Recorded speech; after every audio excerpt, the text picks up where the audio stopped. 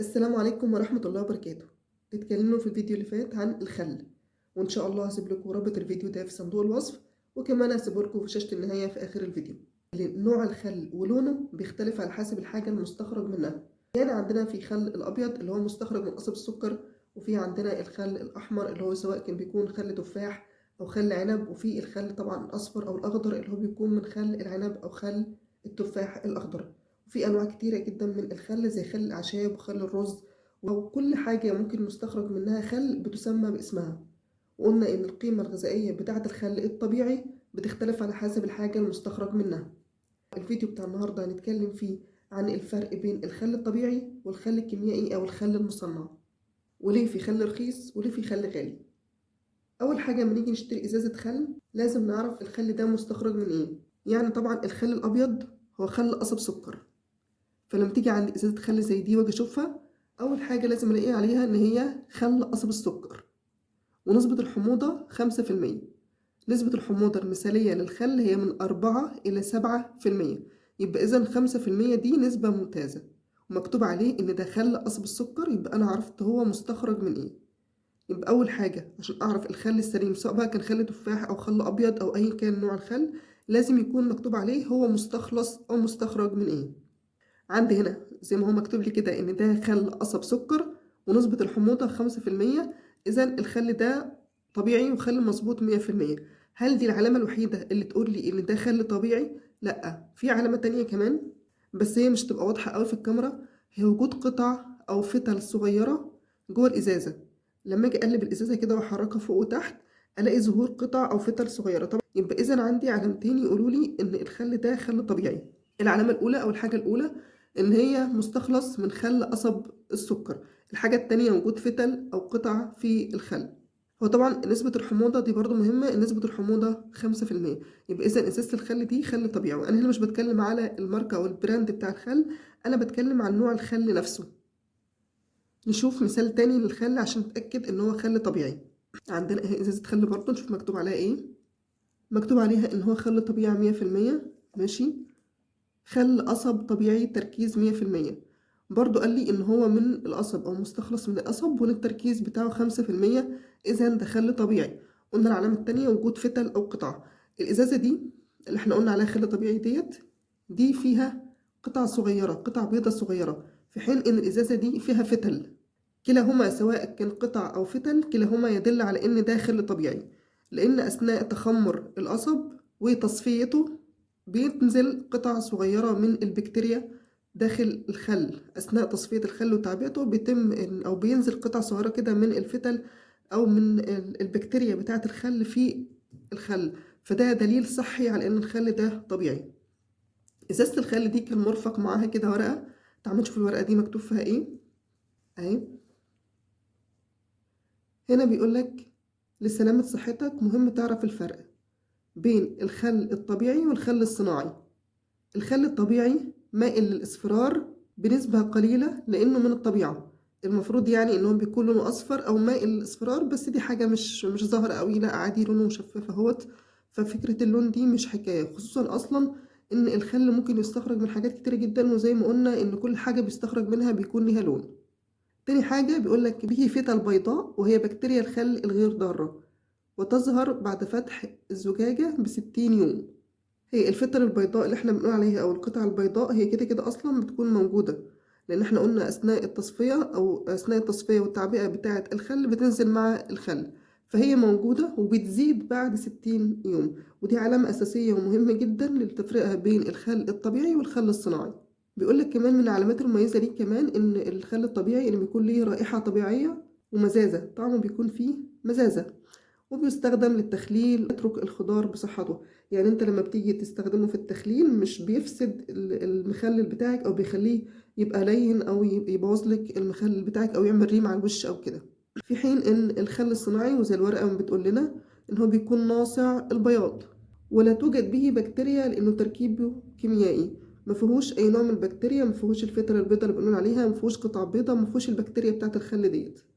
رائحته جاذعة وطعم كيميائي يسبب تلف الخضروات في التخليل. لو أنا استخدمت الخل الصناعي في التخليل أو في المخلل هيبوظ لي المخلل بتاعي، هيخليه لين كده ومش بيقرمش، وهيخلي مدة صلاحيته قليلة، وكمان هيعمل لك كريمة على الوش وهيبوظ لك المخلل بتاعك.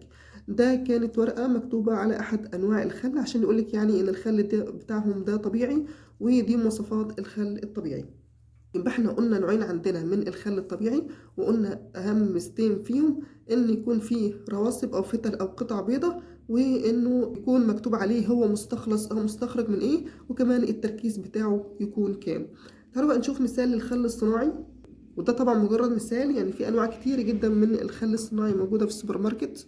والخل الصناعي ملوش أي قيمة غذائية على الإطلاق، ده مركب صناعي عبارة عن حمض الأسيتيك أسيد أو حمض الخليك ومضاف عليه مية.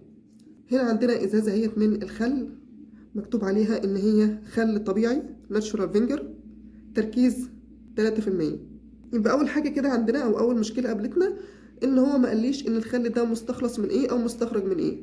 يعني لو لفينا كده في العبوة شمال ويمين مش هنلاقي مكتوب عليها هو مستخرج من إيه، ده مستخرج من قصب السكر ولا من البنجر ولا من الرز ولا مستخلص من إيه. هو ما قاليش، قال لي خل طبيعي، لأن أصلا مفيش مصدر لاستخلاصه، هو عبارة عن مادة كيميائية ومضاف إليها مية. فهو قال لي ان ده خل طبيعي، ده اول مشكله، معلش هو مستخلص من ايه. تاني حاجه قال لي نسبته 3%، وبالتالي النسبه دي اقل من النسبه المفروض اللي هي النسبه الطبيعيه للخل اللي احنا قلنا من 4 إلى 7%. فاول حاجه عندنا هي النسبه هنا قليله ان هي 3%. تاني حاجه كمان ان هو ما قاليش هو مستخلص من ايه. طب تعالى نشوف كده هل يا ترى في قطع او فتل بيضه ولا لا. ما فيهوش طبعا، لا يحتوي على اي فتل او قطع بيضاء، مجرد بس البيانات المكتوب عليه ان هو خل ومش مكتوب لي هو مستخلص او مستخرج من ايه، وان نسبة الحموضة فيه كمان قليلة، ده معناه ان ده خل مصنع. فنشوف غيره. دي ازازة خل تانية عندي، نشوف برضو مكتوب عليها ايه. مكتوب عليها خل بيور ناتشورال فينجر اهو بالانجليزي، خل سلطة يستخدم في غسيل الخضروات والفاكهة. ما قاليش الخل ده مستخلص او مستخرج من ايه، لا قال لي قصب سكر ولا قال لي بنجر ولا قال لي رز ولا قال لي تفاح ولا قال لي اي حاجه خالص، ما قاليش اصلا هو مستخلص من ايه. قال لي ان هو خل بيور خل سلطه. دي اول حاجه. تاني حاجه ما قاليش حتى نسبه الحموضه فيه كام، يعني اذا كان النوع ده اللي احنا كنا قلنا عليه ان هو خل مصنع او خل كيميائي او خل صناعي، هو قال لي كتر خيره نسبه الخل فيه او نسبه الاسيتيك اسيد فيه 3%، فهنا ما قاليش خالص اصلا النسبه فيه كام. تاني حاجه ان هو ما قاليش هو مستخلص من ايه. تالت حاجة بقى، ودي حاجة شابوه للشركة بصراحة إن هي كاتباها، يعني إن هو قال إن هو يستخدم في غسيل الخضروات والفاكهة. ما قاليش إن هو بيتحط للسلطة، ما قاليش إنه بيتحط في الأكل، ده بيقول لي إن هو أو في المخللات أو في المخبوزات أو زي ما قلنا في الفيديو اللي فات. قال لي إن هو بيستخدم في غسيل الخضروات والفاكهة، يعني من بره، يعني هنقع فيه مثلا الخضار والفاكهة بتاعتي وبعدين هشطفه كويس.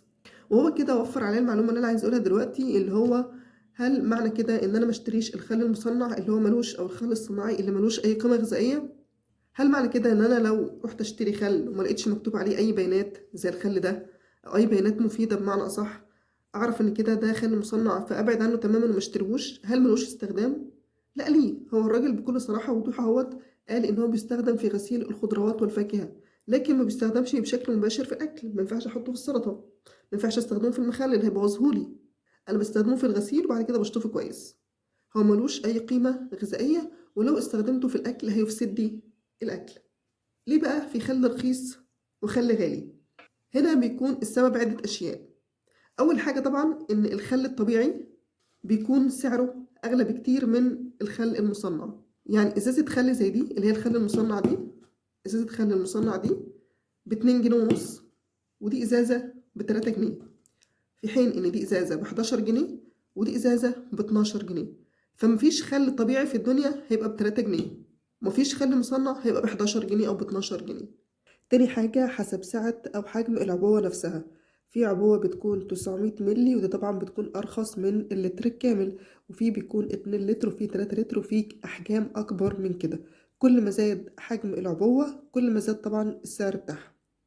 تالت حاجة التركيز 3% بيكون طبعا أرخص من التركيز 5%. ولو في عندي تركيزات أعلى، في تركيزات 20% و30%، دي طبعا بيكون سعرها أعلى وأعلى، ولكن دي مش موجودة في مصر أو مش متوفرة أوي في مصر. المتوفر عندنا هو التركيز الطبيعي اللي هو 5%. يبقى إذا سعر الخل بيتوقف على 3 حاجات. الحاجة الأولانية هل هو خل طبيعي ولا خل صناعي، الحاجة التانية حجم وسعة العبوة، الحاجة التالتة هو التركيز بتاع الخل أو تركيز الأسيتيك أسيد فيه. دي كان حلقة النهاردة. لو استفدتوا من الفيديو متنسوش اللايك والشير والسبسكرايب. أشوفكم على خير إن شاء الله الحلقة الجاية. قولولي عايزين نتكلم في إيه، والسلام عليكم ورحمة الله وبركاته.